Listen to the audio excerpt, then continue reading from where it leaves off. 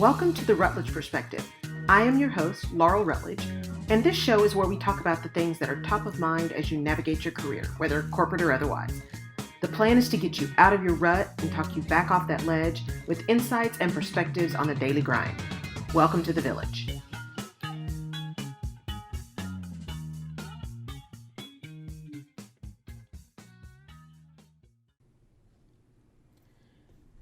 On this week's episode of the Rutledge Perspective podcast, I'm talking about leadership curiosity as a counter to conflict. And here's a quote. True curiosity is a mindset.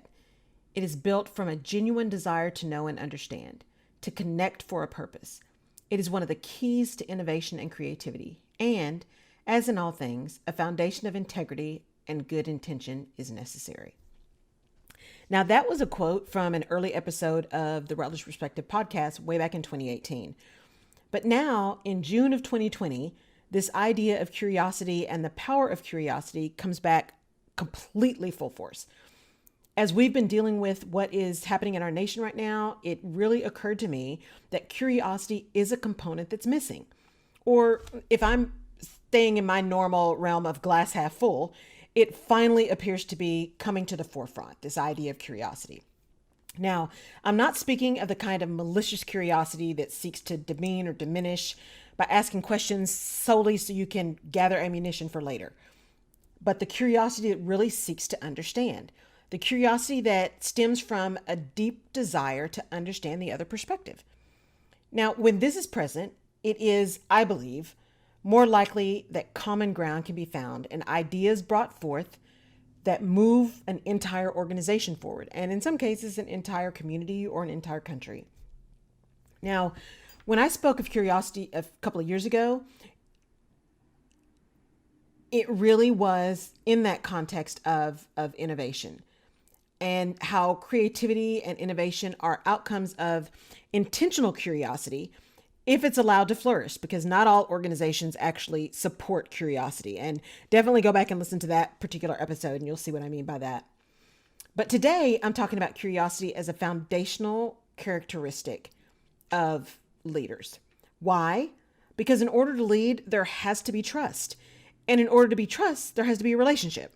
And in order for there to be a relationship, there has to be a desire to know and understand the other person. This idea of reciprocity, this idea that a relationship is a give and take, and understanding the other person is a big piece of that. And I've often been asked personally why I ask the questions that I ask. Because curiosity, a piece of that is asking lots of questions. And I've also been asked how I know which questions to ask. And the answer for me is pretty simple. I ask questions that give me answers that become the data upon which I make decisions. It's a method. In other words, I really ask deep business questions because I can't assist the business if I don't understand the business. I also ask deep questions around talent decisions because I can't impact how we source and hire talent if I don't uncover the behavior that drive the decisions in the present moment.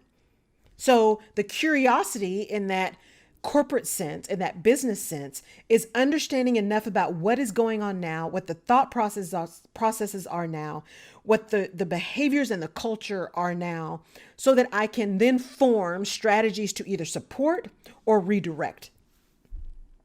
But here's the catch. Here's another catch on leadership curiosity. It has to be genuine and it has to be authentic. If you're asking questions just to say you did, or just to appear like you're concerned. So if someone makes a complaint, you can say, well, I asked, I don't know why they're complaining because I really did ask to see if everything was okay. Or even worse, if you're only asking questions to respond with either microaggression or just outright hostility, just don't bother, because people can see that and feel that. And that isn't what true leaders do. True leaders ask questions to seek understanding and common ground.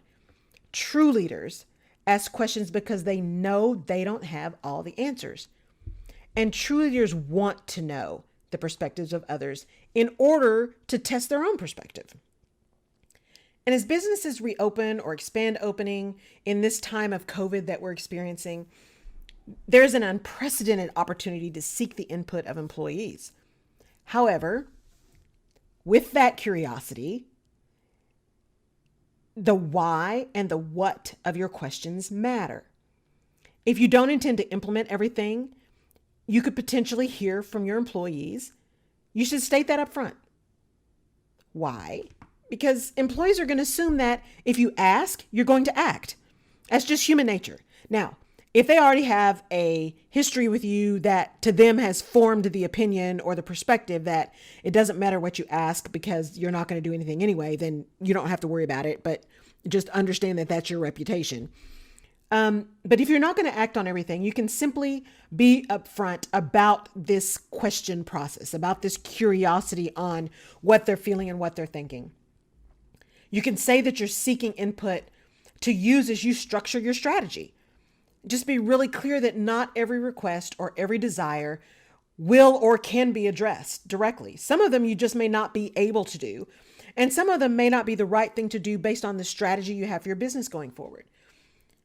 But offering the opportunity for individual conversations for special circumstances can help alleviate some of that challenge or some of that concern from people.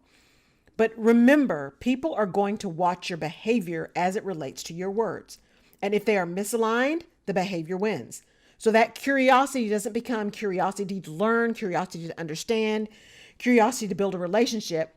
It becomes curiosity in order to either punish or to disengage or to disavow or to dismiss. And none of those things help move your organization forward.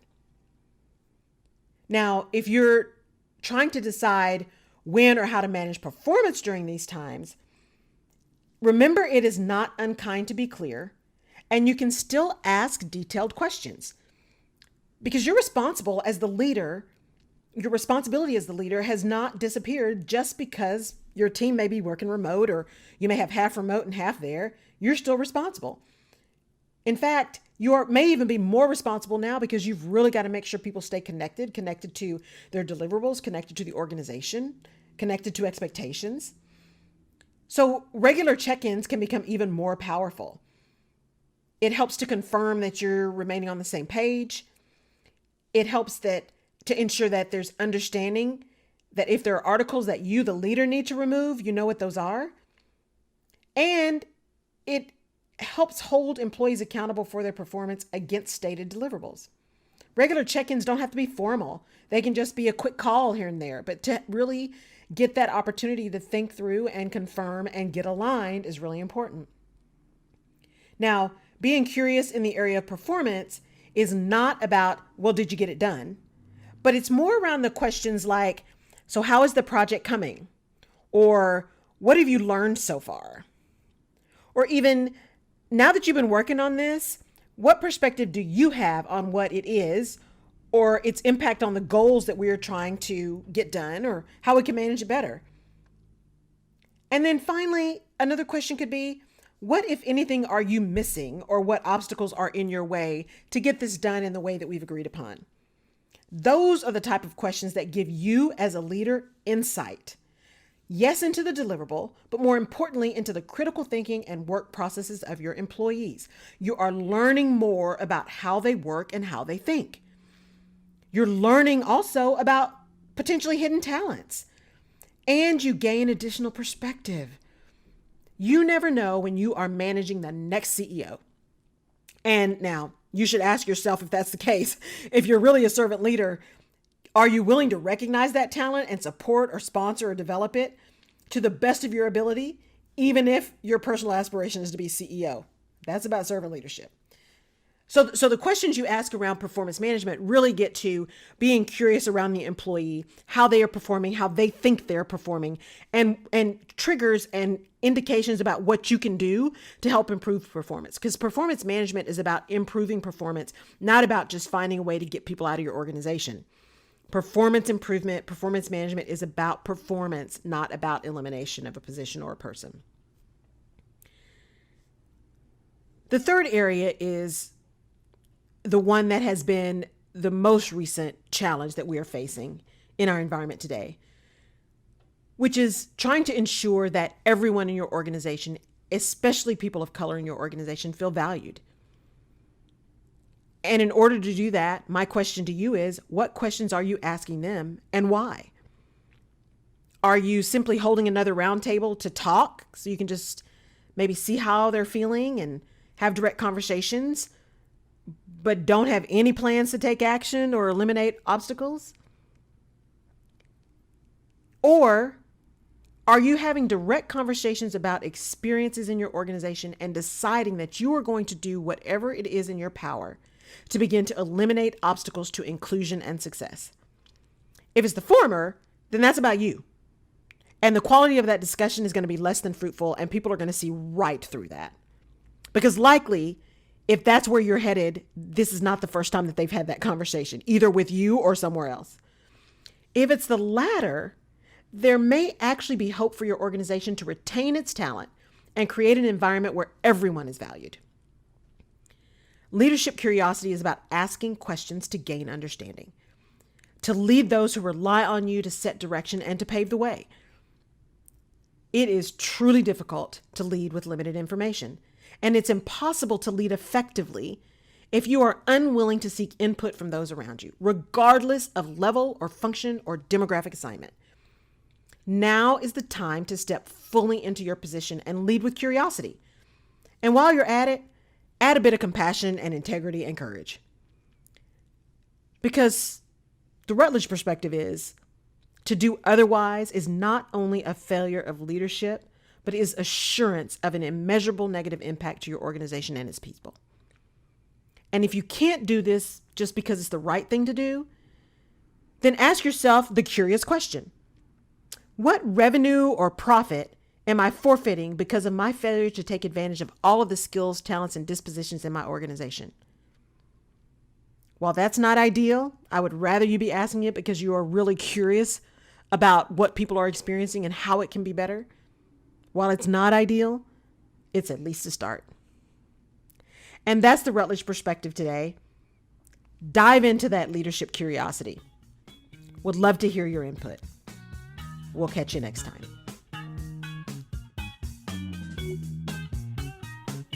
You have been listening to the Rutledge Perspective. Thank you for tuning in. If we've given you a new perspective or helped you clarify your own, please give us a 5-star rating. You can find more information about this and other episodes of the show on laurelrutledge.com/podcast, and you can subscribe to the show where you get your favorite podcasts. You can also follow me on social media. Oh, and if there's someone you think would enjoy or benefit from the Rutledge Perspective, please pass it along. Thank you for tuning in.